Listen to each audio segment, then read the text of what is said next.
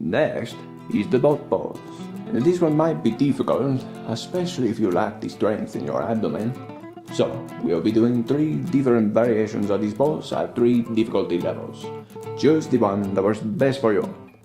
Whatever floats your boat. Catch my drift? It's like my uncle, the pescador, or fisherman, used to say. Can't stand the heat? Stop rocking the boat. Or give a man a fish, he'll eat for a day. Teach him to fish, he'll have another excuse to drink. Fishing is a great recreation, especially for recreational drinkers. My uncle usually had more beverages than fish in his cooler, but he was ambitious.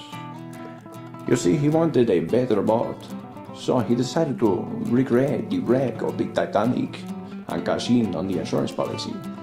Now he succeeded in wrecking his boat, but his wife cashed in on the insurance policy. You see, he may have drank like a fish, but he could not swim like one.